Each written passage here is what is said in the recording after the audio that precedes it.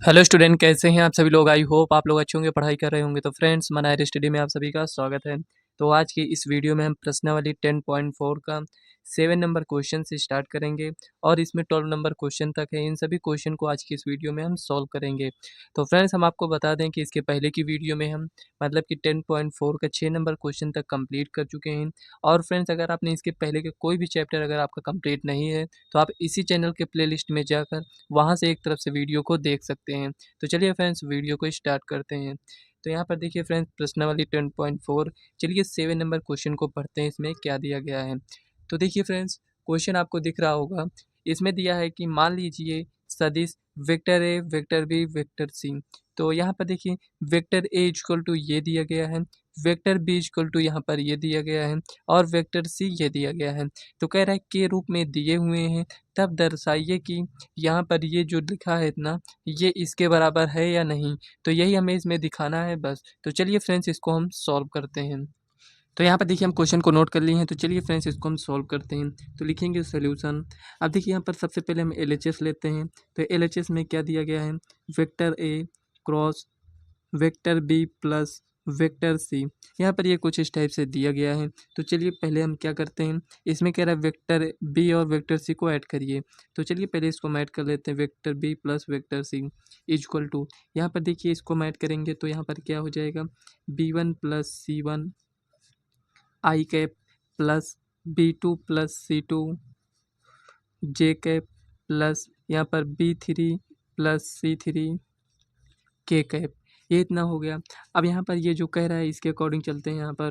तो यहाँ पर लिखा है vector A cross vector B plus vector C. तो यहाँ पर देखिए फ्रेंड्स, आप पढ़े होंगे कि vector A cross vector B निकालने के लिए हम क्या करते हैं, यहाँ पर सारणिक का यहाँ पर साइन बनाएंगे।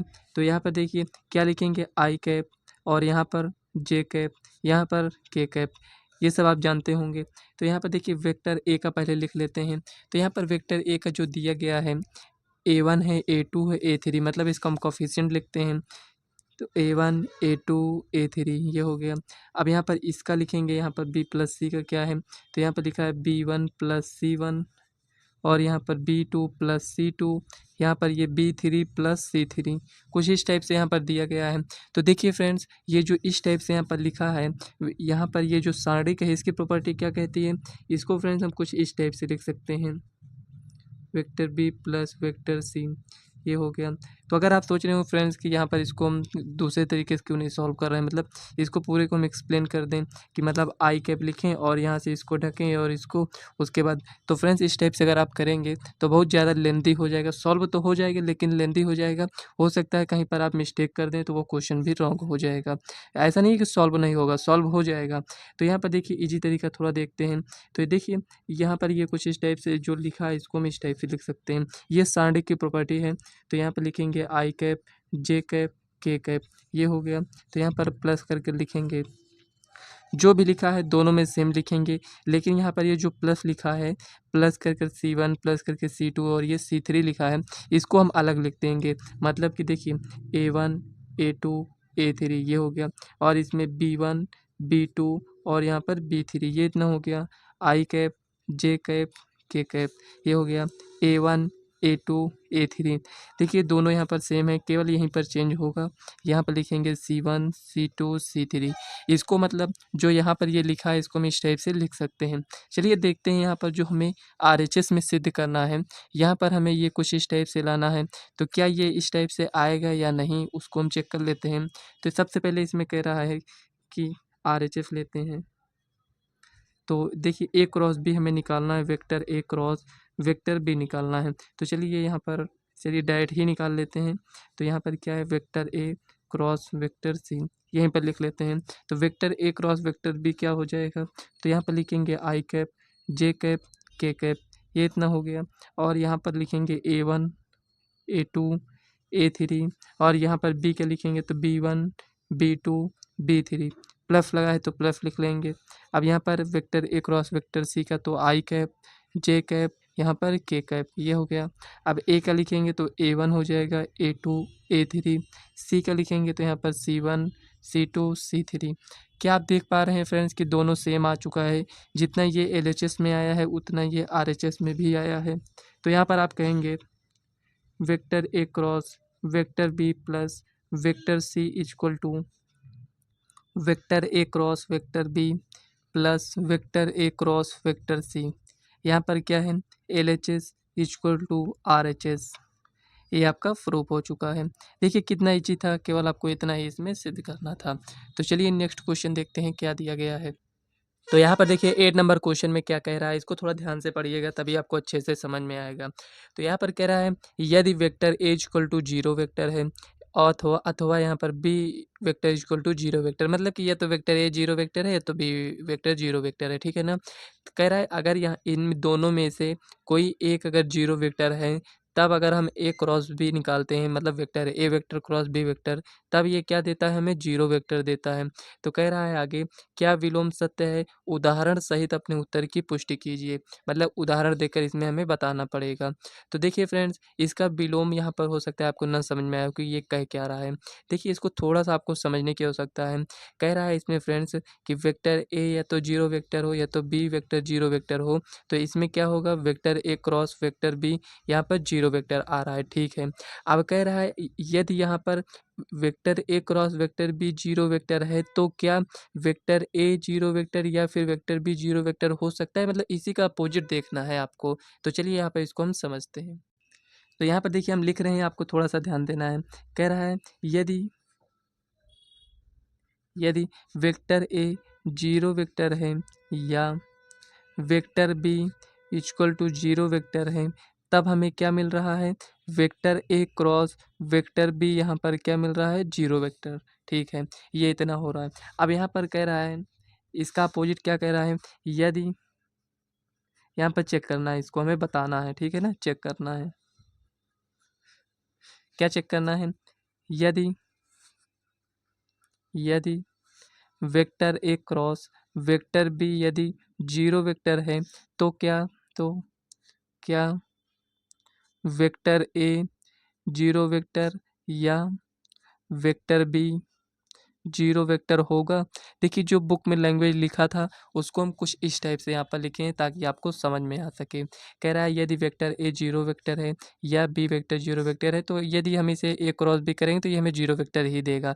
लेकिन कह रहा है आप इसका अपोजिट चेक कर कर हमें ये बताइए कि vector A cross vector B यदि 0 वेक्टर है तो क्या वेक्टर ए 0 या वेक्टर बी 0 वेक्टर होगा, ये हमें बताना है। मतलब ऐसा ज़रूरी नहीं है, हम आपको बता रहे हैं कि ऐसा ज़रूरी नहीं है कि इसका क्रॉस 0 वेक्टर आया है तो यहाँ पर वेक्टर ए और वेक्टर बी 0 वेक्टर हो ही, ठीक है ना, ऐसा कोई ज़रूरी नहीं है। तो यहाँ पर कह रहा है एक एग्जांपल देकर बताइए। तो यहाँ पर एक एग्जांपल लेते हैं, तो लिखेंगे एग्जांपल सॉल्यूशन। देखिए वेक्टर ए हम मान लेते हैं, vector A equal to I cap plus 2j cap plus यहाँ पर 3k कैप यहाँ पर मान लेते हैं। देखिए friends, vector A cross vector B यहाँ पर 0 वेक्टर कब देगा, जब ये दोनों वेक्टर एक दूसरे के समांतर हों या फिर संपाती हों। मतलब कि इसके बीच का कोण कितना बनेगा, 0 डिग्री का बनेगा। तो साइन 0 कितना होता है, 0 होता है।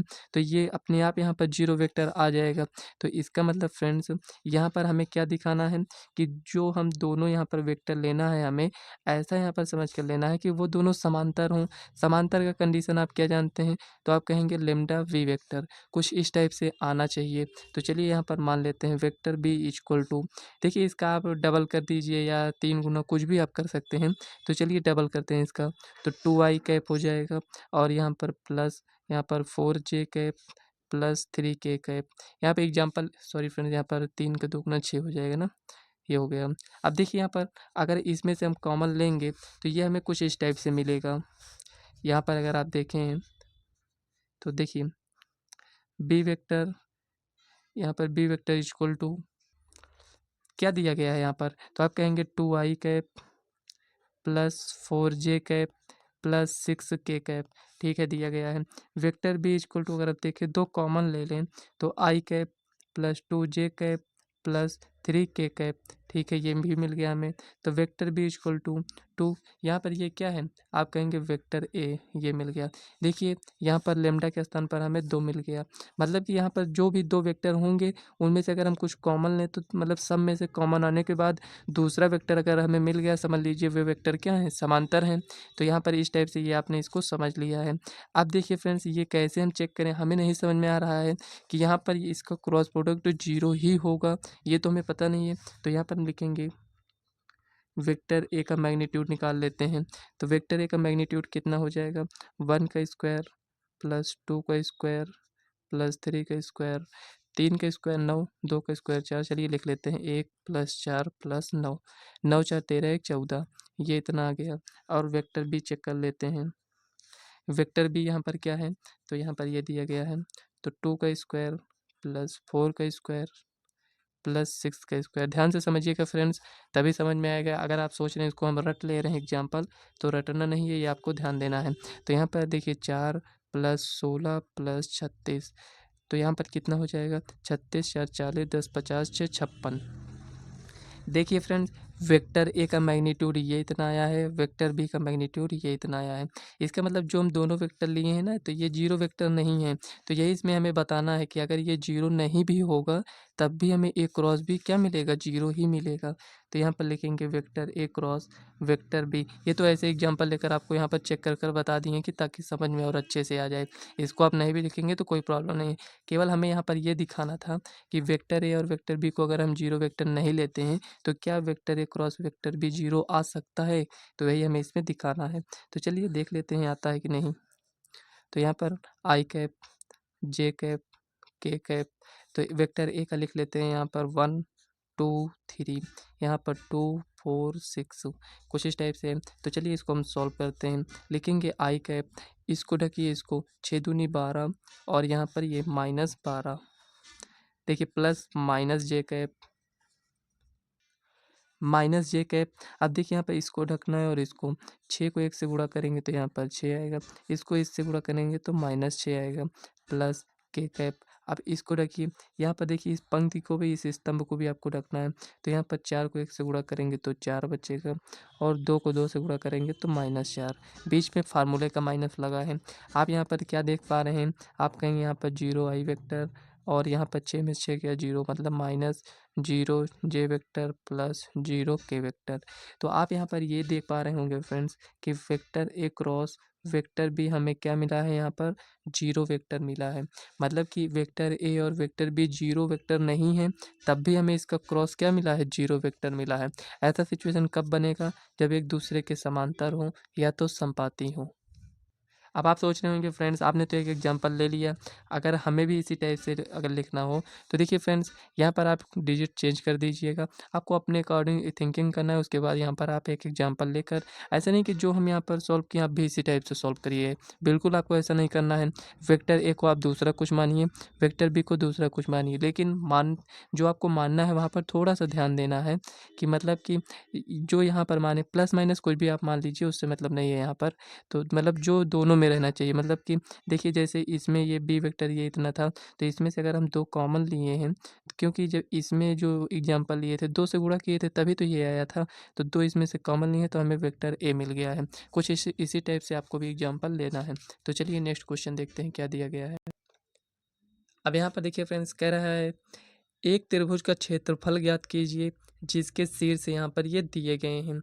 मतलब हमें त्रिभुज का क्षेत्रफल बताना है। वैसे तो आप बहुत फार्मूला जानते होंगे त्रिभुज के क्षेत्रफल ज्ञात करने का, लेकिन फ्रेंड्स वेक्टर में आप एक ही फार्मूला जानते हैं जो हम आपको बताए हैं, तो उसी फार्मूले का यूज करना है यहाँ पर। तो यहाँ पर देखिए इसके शीर्ष दिए गए हैं और हमें त्रिभुज का क्षेत्रफल ज्ञात करना है। तो चलिए इसको हम सॉल्व करते हैं। तो यहाँ पर देखिए फ्रेंड्स, यहाँ पर हम एक त्रिभुज बना लेते हैं कुछ इस टाइप से। तो इसको हम ए नेम देते हैं, इसको बी और इसको सी। तो इसके जितने भी कोऑर्डिनेट हैं इसको हम लिख लेते हैं। तो यहाँ पर 1,1,2 दिया गया है और बी का यहाँ पर दिया गया है 2 3 5। तो यहाँ पर 2,3,5 ये दिया गया है और तीसरे में है 1,5,5 ये दिया गया है। अब देखिए फ्रेंड्स, यहाँ पर आपको थोड़ा सा ध्यान देना होगा। हमसे क्या कह रहा है, त्रिभुज का क्षेत्रफल ज्ञात करना है। तो आपको ध्यान देना है वेक्टर में क्या होगा कि हमें एडजेसेंट साइड को लेना होता है। मतलब कि जैसे वेक्टर ए इसको हम मान लेते हैं, वेक्टर बी इसको मान लेते हैं, इससे ही हमें त्रिभुज का क्षेत्रफल मिल जाएगा। या फिर फ्रेंड्स अगर आप इसमें आते हैं तो यहाँ पर क्या होगा, वेक्टर ए और वेक्टर यहाँ पर इसको अगर हम सी माने तो इससे भी आपका त्रिभुज का क्षेत्रफल आ जाएगा। तो आपको क्या करना है, मतलब एडजेसेंट साइड मतलब संलग्न भुजा को ही लेना है। मतलब कि इसका कॉमन पॉइंट एक ही होना चाहिए। जैसे यहाँ से ये स्टार्ट हो रहा है तो यहीं से ये भी स्टार्ट होना चाहिए, हमें इस वाले को लेना है। तो यहाँ पर इसको अगर हम वेक्टर ए नेम दे देते हैं और इसको वेक्टर बी, तो वेक्टर ए क्रॉस बी यहाँ पर हम ज्ञात करेंगे। तो यहाँ पर कुछ इस टाइप से ये दिया गया है। तो सबसे पहले वेक्टर ए और वेक्टर बी को हम ज्ञात करते हैं। तो लिखेंगे वेक्टर ए इक्वल टू, ये वेक्टर ए है क्या, यहाँ पर ए बी वेक्टर। तो देखिए फ्रेंड्स, ये आपका इनिशियल पॉइंट है, ये टर्मिनल पॉइंट है। तो यहाँ पर हम क्या करेंगे, इससे इसको माइनस करते हैं। तो 2 में से 1 जाएगा तो 1 मतलब कि आई कैप बचेगा। 3 में से 1 जाएगा तो 2 बचेगा मतलब कि +2 जे कैप हो जाएगा। 5 में से 2 गया तो 3 मतलब +3 के कैप। तो वेक्टर ए तो हमें मिल गया। अब वेक्टर बी में आते हैं। वेक्टर बी है क्या, ए सी वेक्टर। तो ए सी हम कैसे ज्ञात करेंगे, इसमें से इसको माइनस करते हैं। तो यहाँ पर 1 में से 1 जाएगा तो 0 आई कैप हो जाएगा, चाहे लिखिए चाहे मत लिखिए। और 5 में से 1 जाएगा तो 4 जे कैप हो जाएगा, प्लस यहाँ पर 5 में से 2 जाएगा तो 3 के कैप। कुछ इस टाइप से आ गया। तो त्रिभुज का क्षेत्रफल होता क्या है, तो यहाँ पर लिखेंगे त्रिभुज ए बी सी का क्षेत्रफल क्या होता है, 1/2। और यहाँ पर vector A cross vector B. पहले हमें क्या करना है, वेक्टर ए क्रॉस बी निकालना है और उसका बाद में हमें जो भी आएगा उसका मैग्नीट्यूड निकाल लेना है। तो चलिए सॉल्व करते हैं। तो यहाँ पर लिखेंगे vector A cross vector B equal to, यहाँ पर लिखेंगे, देखिए वेक्टर ए का हमें लिखना है तो आई cap J cap K cap, इसको तो पहले आपको लिख ही लेना है। तो वेक्टर ए का क्या यहाँ पर दिया गया है, 1 है, 2 है, 3 है, यहाँ पर 0 है, 4 है, 3, ये इतना हो गया। इसको सॉल्व कर लेते हैं। तो आई कैप यहाँ से इसको ढकिए, 3 दूना 6 और ये 4 3 12, ये हो जाएगा माइनस जे कैप। इसमें क्या हो जाएगा, 3 को इससे गुणा करेंगे तो 3 आएगा, 0 को 3 से करेंगे तो वैसे भी 0 आएगा, प्लस यहाँ पर के कैप। थोड़ा सा एक बार आपको देखिए, जैसे सॉल्व कर लिए तो एक बार चेक कर लेना है। तो यहाँ पर के का अगर हम देखें तो इसको इससे तो 4 को 1 से तो 4 यहाँ पर आ जाएगा। ये कुछ इस टाइप से आ गया है। 12 में से 6 जाएगा तो यहाँ पर कितना बचेगा, 6 आई कैप, वो भी माइनस में। और यहाँ पर -3 जे कैप +4 के कैप, ये आ गया। ये क्या आया है, vector A cross vector B, ये इतना आया है। इसका मैग्नीट्यूड हमें ज्ञात करना है। तो vector A cross vector B equal to, इसका कोफिशिएंट -6 का स्क्वायर प्लस -3 का स्क्वायर प्लस 4 का स्क्वायर इक्वल टू, यहाँ पर देखिए 36 हो जाएगा, +9 +16, ये इतना आया। अब इसको ऐड कर लीजिए तो कितना आ जाएगा, देखिए 36 4 40 5 45 10 55 5 60 1 61। एक बार और इसको ऐड कर लीजिएगा, 61 ही आएगा। तो यहाँ पर लिखेंगे त्रिभुज ए बी सी का क्षेत्रफल इक्वल टू क्या हो जाएगा, 1/2 √61, ये हो गया। यहाँ पर आपको लिख देना है स्क्वायर, स्क्वायर यूनिट ऐसे लिख देना है, ठीक है ना। यहाँ पर ये फाइनल आंसर है आपका। कुछ स्टेप से आपको सॉल्व करना था। तो चलिए नेक्स्ट क्वेश्चन देखते हैं क्या दिया गया है। तो यहाँ पर देखिए 10 नंबर क्वेश्चन में कह रहा है, एक समांतर चतुर्भुज का क्षेत्रफल ज्ञात कीजिए जिसकी संलग्न भुजाएं, यहाँ पर ये दिया गया है। देखिए फ्रेंड्स, यहाँ पर हमें ध्यान देना था, हमें संलग्न भुजाएं ही लेना था, लेकिन यहाँ पर पहले से ही दे दिया गया है संलग्न भुजाएं, ये दिया गया है। तो हमें ध्यान देना होता है कि संलग्न है या नहीं, मतलब कि एडजेसेंट साइड है या नहीं। तो वेक्टर ए ये दिया गया है, वेक्टर बी ये दिया गया है। तो समांतर चतुर्भुज का क्षेत्रफल हमें इसमें ज्ञात करना है। तो चलिए इसको हम सॉल्व करते हैं। तो यहाँ पर देखिए इसको हम ए मान लेते हैं, इसको बी, यहाँ पर सी, ये डी, ये हो गया। तो यहाँ पर ये वेक्टर ए बन जाएगा आपका, यहाँ पर ये वेक्टर बी बन जाएगा, ठीक है ना। हमें संलग्न भुजाओं को ही लेना है, एडजेसेंट साइड को ही लेना है, मतलब इसका स्टार्टिंग पॉइंट सेम होना चाहिए, कुछ इस टाइप से है। तो यहाँ पर लिखेंगे समांतर चतुर्भुजों, समांतर चतुर्भुजों ए बी सी डी का क्षेत्रफल क्या हो जाएगा, magnitude of vector A cross vector B, ये हो जाएगा। इसका अगर हम यहाँ पर इसको ज्ञात कर लेते हैं तो ये हमें मिल जाएगा। तो यहाँ पर लिखेंगे, चलिए नेक्स्ट पेज में इसको हम सॉल्व करते हैं। तो यहाँ पर लिखेंगे vector A cross vector B equal to यहाँ पर क्या हो जाएगा I cap J cap K cap, ये हो गया। अब यहाँ पर उसको लिख लेते हैं, ए का लिख लेते हैं कोफिशिएंट 1 और यहाँ पर -1, यहाँ पर 3, यहाँ पर 2 है -7 और यहाँ पर 1 है। तो ए क्रॉस बी ज्ञात करना है तो आई कैप, इसको यहाँ से इसको रखेंगे इसको, तो यहाँ पर इसको इससे गुणा करेंगे तो -1 और यहाँ पर 17 -21 और फार्मूले का माइनस मतलब कि +21 हो जाएगा। ये हो गया माइनस जे कैप और उसके बाद यहाँ पर देखिए इसको रखेंगे और इसको, तो एक को एक से गुणा करेंगे तो एक आएगा और उसके बाद यहाँ पर -6 प्लस यहाँ पर के कैप में यहाँ पर देखिए इसको यहाँ पर -7 हो जाएगा और यहाँ पर -2 मतलब कि +2।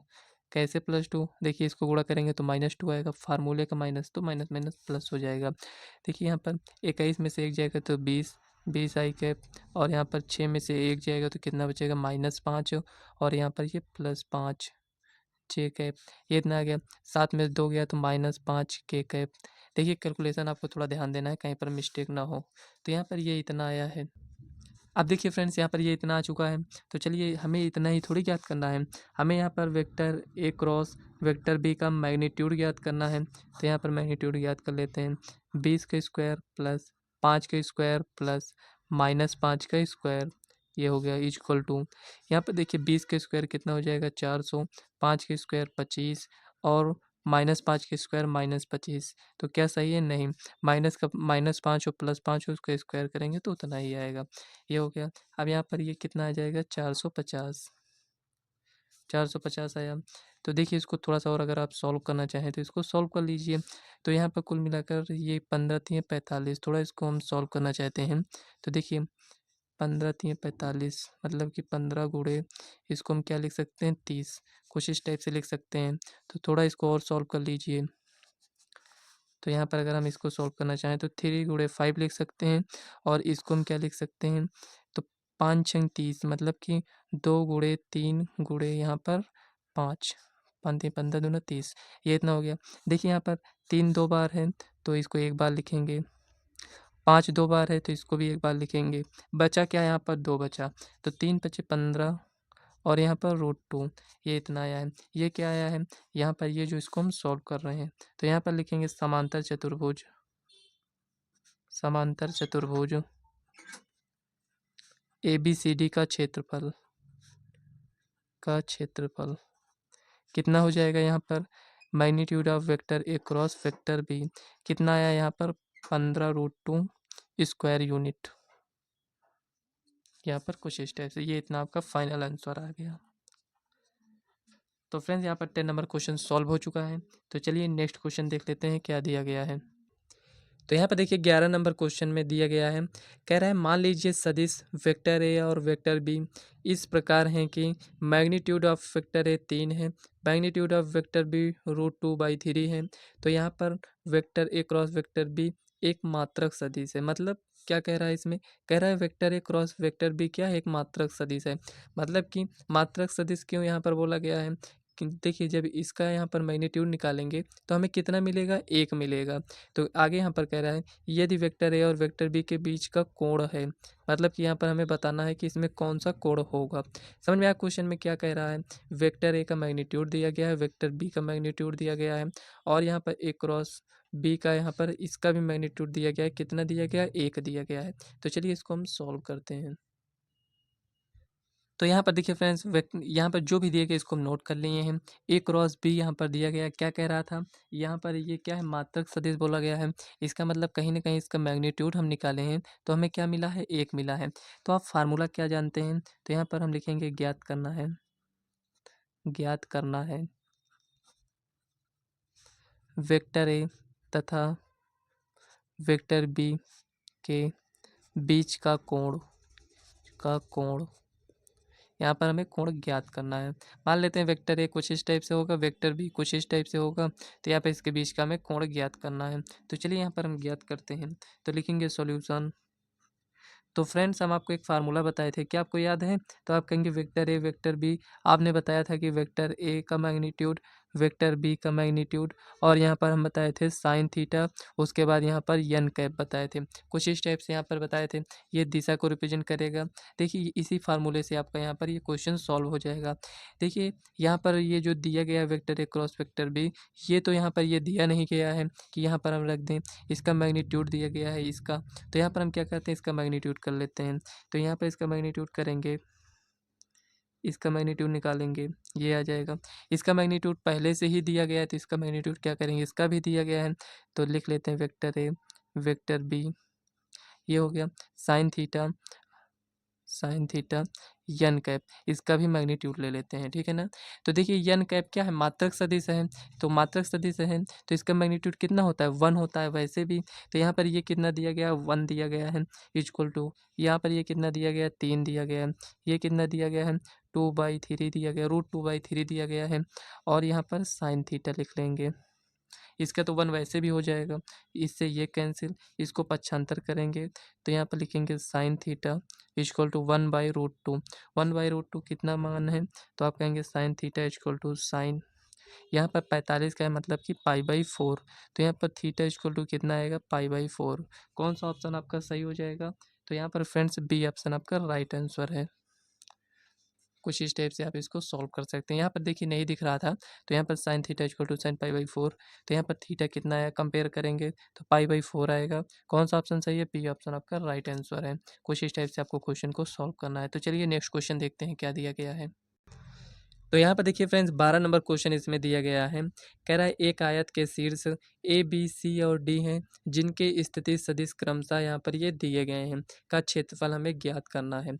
तो यहाँ पर देखिए, यहाँ पर ए बी सी डी ये दिया गया है, ए का यहाँ पर ये है, बी का ये है, सी का ये और डी का ये दिया गया है।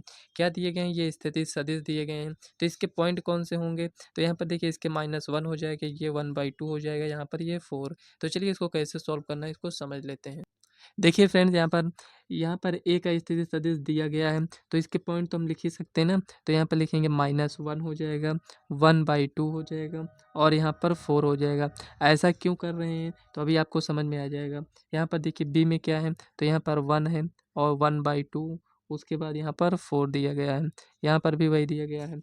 अब इसमें आ जाते हैं, इसमें 1 दिया गया है और यहाँ पर -1/2 दिया गया है, और आगे यहाँ पर 4 दिया गया है। कुछ इस टाइप से दिया गया है। डी में आते हैं यहाँ पर, तो डी में दिया गया है -1 और यहाँ पर -1/2 और उसके बाद +4 दिया गया है, ये आ गया। तो फ्रेंड्स हम आपको बताए हैं कि आपको अगर यहाँ पर क्षेत्रफल ज्ञात ही करना है, तो इसका हमें एडजेसेंट साइड लेना होता है। तो यहाँ पर ये जो भी दिया गया था, क्या ये सभी एडजेसेंट साइड थे, नहीं थे। तो हमें केवल यहाँ पर इससे मतलब है और इससे मतलब है। तो यहाँ पर लिखेंगे आयत का क्षेत्रफल इक्वल टू क्या हो जाएगा, यहाँ पर अगर हम वेक्टर ए मान लें और इसको वेक्टर बी मान लें, देखिए स्टार्टिंग पॉइंट यहाँ पर यही है, इनिशियल पॉइंट। तो यहाँ पर लिखेंगे vector A cross vector B अगर हम निकाल लेते हैं तो आयत का क्षेत्रफल हमें मिल जाएगा। तो यहाँ पर लिखेंगे, सबसे पहले तो हमें वेक्टर ए को फाइंड करना है। तो वेक्टर ए को फाइंड हम कैसे करेंगे, इससे इसको माइनस करेंगे। तो यहाँ पर एक है, माइनस माइनस ये प्लस हो जाएगा, मतलब कि 2i कैप, ये हो गया। उसके बाद इसको इससे माइनस करेंगे तो यहाँ पर +0j कैप, प्लस इससे इसको माइनस करेंगे तो 0k कैप। ये सब आपको लिखने की आवश्यकता नहीं है, इतना ही आपको लिख देना है। तो क्या हुआ, चलिए लिख देते हैं।